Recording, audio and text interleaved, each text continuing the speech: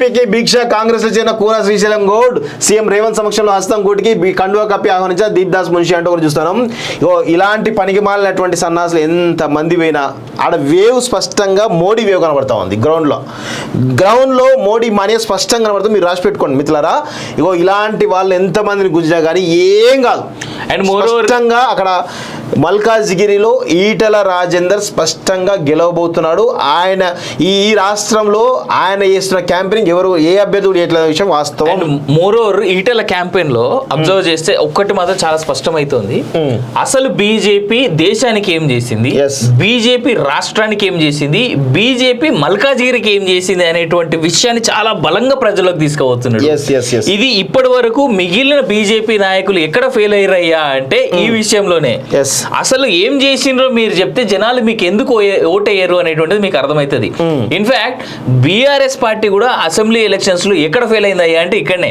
వాళ్ళు చేసిన ఏం చేసిర్రు అనేటువంటి ప్రజలకు బలంగా తీసుకోపోయిర్రా, తీసుకోలేదు. రేవంత్ రెడ్డి ఏం చేస్తా అనేది బలంగా తీసుకోపోయిండు.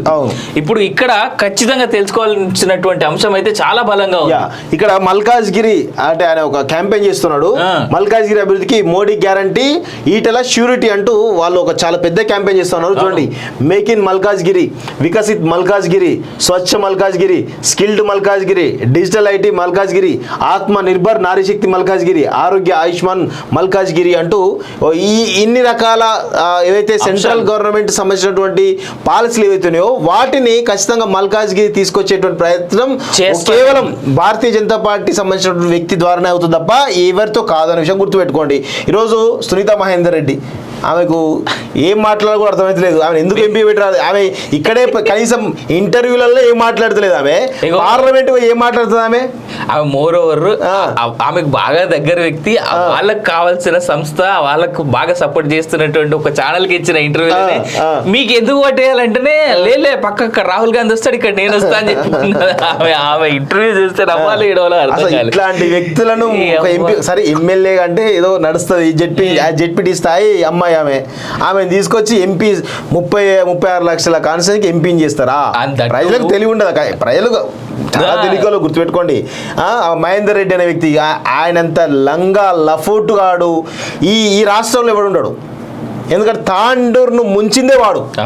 ఈ తాండూరును డెవలప్ చేయకుండా ఈరోజు రాజకీయాలు చేసిందే వాడు. వాస్తవం చెప్పాలంటే అలాంటి వాడు ఈరోజు రాజకీయాలు ఎంత కకృతిలో ఉంటాడంటే 6 నెలల ముందు ఏది మన ఈటెల రాజేందర్ మంత్రి పదవికి పోయిన తర్వాత మొన్న 6 నెలల ముందు ఈ ఎన్నికలకు 6 నెలల ముందు మంత్రి పదవి ఇస్తా అంటే కాంగ్రెస్ పోయేటోడు ఆగిండు. అంత ప్రజల కోసం ఎంతకైనా వెంపర్లాడేటువంటి వ్యక్తి ఆ మహేందర్ రెడ్డి వ్యక్తి.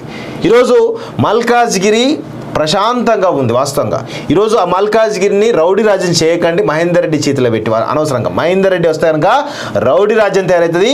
ఆయన చేసిన చిల్లర పనులు, చిచోరా పనులు అన్నీ కూడా ఈరోజు తాండూరులో పాపం ప్రజలు విసిగి వేసారి ఈరోజు తిప్పి కొడితే వచ్చి మళ్ళీ మీ మల్కాజ్గిరి పడ్డాడు. ఇక్కడ అక్కడున్న అరాచకాలు చాలా ఉన్నాయి. నిజంగా మహేందర్ రెడ్డికి కనుక అంత బలమే ఉంటే చేవేళ్ళలో పోటీ చేయాలి కదా. ఎందుకు పోటీ, ఎందుకు భయపడ్డాడు చేవేళ్ళలో? రెడ్డి ఓట్లు ఎక్కువ ఉంటాయి మల్కాజ్గిరిలో ఎందుకు చేయలేదు అంటే అక్కడ ఆయన చాలా రౌడీజము, అరాచకాలు, అక్రమాలు.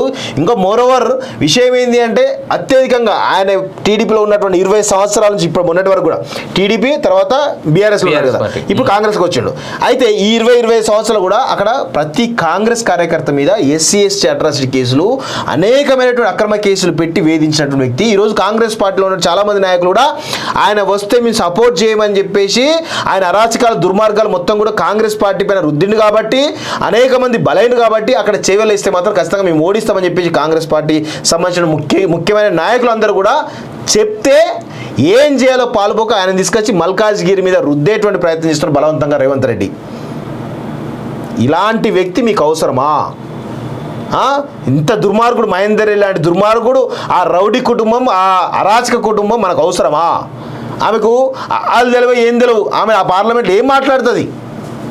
మల్కాజ్గిరి గురించి మీరు ఏం డెవలప్ చేస్తారంటే తత్త అంటుంది. ఆమె పోయి మల్కాజ్గిరి గురించి పార్లమెంట్లో ఏం మాట్లాడుతుంది? ఒక ముక్కను మాట్లాడుతుందా? ఒక్కసారి మల్కాజ్గిరి ప్రజలారా ఆలోచించి నిర్ణయం తీసుకోండి. అసలు వాళ్ళకి ఎట్టి పరిస్థితులు డిపాజిట్లు కూడా రావద్దు వాస్తవం చెప్పాలంటే. అదే మీరు ఈటల రాజేందర్ లాంటి వాళ్ళని గెలిపించుకొని చూద్దాం, ఆయన ఖచ్చితంగా అద్భుతమైనటువంటి రిజల్ట్ ఇవ్వగలుగుతాడు.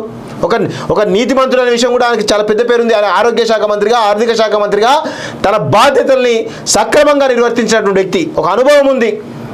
ఎమ్మెల్యేగా 2004 నుంచి ఇటు ప్రజాప్రతినిధి అనుభవం ఉంది, ఉద్యమాలకు సంబంధించిన అనుభవం ఉంది, మంత్రిగా అడ్మినిస్ట్రేషన్లో చేసినటువంటి అనుభవం ఉంది, అన్ని రకాల అనుభవాలు ఆయనకు ఉన్నాయి. అండ్ మోర్ ఓవర్ ప్రజలు పడుతున్నటువంటి బాధలు, ప్రజా కష్టాలు, స్పెషల్ గా మన తెలంగాణలో ఉన్నటువంటి ప్రతి అడుగు తెలిసినటువంటి వ్యక్తి. తెలంగాణ ఉద్యమంలో ఉన్నాడు, మొదటి ప్రభుత్వంలో ఉన్నాడు ఆయన. సో ఇన్ని తెలిసినటువంటి వ్యక్తి మీ నాయకుడు అయితే మీకెంత అండగా ఉంటాడు అనేటువంటిది మిమ్మల్ని మీరు తెలుసుకోవాల్సినటువంటి అంశం ఇది. బీజేపీకి భిక్ష కాంగ్రెస్ లో చేరిన కూన శ్రీశైలం గౌడ్ సీఎం రేవంత్ సమక్షంలో హస్తం కూటికి కండువా కప్పి ఆహ్వానించారు. దీప్ దాస్ మున్షి అంటూ కూడా చూస్తున్నాం. ఇలాంటి పనికి మాలినటువంటి సన్నాసులు ఎంత మంది పోయినా ఆడ వేవ్ స్పష్టంగా మోడీ వేవ్ కనబడతా ఉంది. గ్రౌండ్లో మోడీ మనీ స్పష్టంగా కనబడుతుంది. మీరు రాసి పెట్టుకోండి మిత్రులారా. ఇలాంటి వాళ్ళు ఎంతమందిని గుంజినా కానీ ఏం కాదు. అండ్ స్పష్టంగా అక్కడ మల్కాజ్గిరిలో ఈటల రాజేందర్ స్పష్టంగా గెలవబోతున్నాడు. ఆయన ఈ రాష్ట్రంలో ఆయన చేస్తున్న క్యాంపెయినింగ్ ఎవరు ఏ అభ్యర్థులు ఎట్లా విషయం వాస్తవం. మోరోవర్ ఈటల క్యాంపెయిన్ లో అబ్జర్వ్ చేస్తే ఒక్కటి మాత్రం చాలా స్పష్టమైతుంది. అసలు బీజేపీ దేశానికి ఏం చేసింది, బీజేపీ రాష్ట్రానికి ఏం చేసింది, బీజేపీ మల్కాజ్గిరికి ఏం చేసింది అనేటువంటి విషయాన్ని చాలా బలంగా ప్రజలకు తీసుకుపోతున్నాడు. ఇది ఇప్పటి వరకు మిగిలిన బీజేపీ నాయకులు ఎక్కడ ఫెయిల్ అయ్యారయ్యా అంటే ఈ విషయంలోనే. అసలు ఏం చేసిండ్రో మీరు చెప్తే జనాలు మీకు ఎందుకు ఓటయ్యారు అనేటువంటిది మీకు అర్థమవుతుంది. ఇన్ఫాక్ట్ బీఆర్ఎస్ పార్టీ కూడా అసెంబ్లీ ఎలక్షన్స్ లో ఎక్కడ ఫెయిల్ అయిందయ్యా అంటే ఇక్కడనే. వాళ్ళు చేసిన ఏం చేసిర్రు అనేటువంటి ప్రజలకు బలంగా తీసుకోపోయిర్రా, తీసుకోలేదు. రేవంత్ రెడ్డి ఏం చేస్తా అనేది బలంగా తీసుకోపోయిండు. ఇప్పుడు ఇక్కడ ఖచ్చితంగా తెలుసుకోవాల్సినటువంటి అంశం అయితే చాలా బలంగా ఉంది. ఇక్కడ మల్కాజ్గిరి అంటే ఆయన ఒక క్యాంపెయిన్ చేస్తున్నాడు.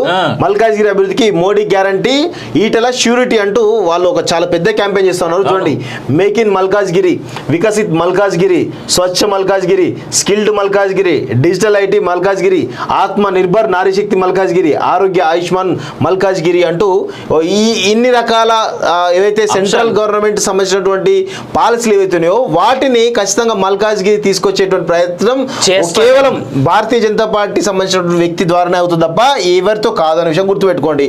ఈరోజు సునీత మహేందర్ రెడ్డి, ఆమెకు ఏం మాట్లాడాలో కూడా అర్థమవుతలేదు. ఆమె ఎందుకు ఎంపీ పెట్టరాదు? ఆమె ఇక్కడే కనీసం ఇంటర్వ్యూలలో ఏం మాట్లాడతలేదు. ఆమె పార్లమెంట్ ఏం మాట్లాడుతుంది? ఆమె మోర్ ఓవర్ ఆమెకు బాగా దగ్గర వ్యక్తి, వాళ్ళకి కావాల్సిన సంస్థ, వాళ్ళకు బాగా సపోర్ట్ చేస్తున్నటువంటి ఒక ఛానల్ కి ఇచ్చిన ఇంటర్వ్యూ మీకు ఎందుకు పట్టేయాలంటేనే లే పక్క రాహుల్ గాంధీ వస్తాడు, ఇక్కడ నేను వస్తా అని చెప్పి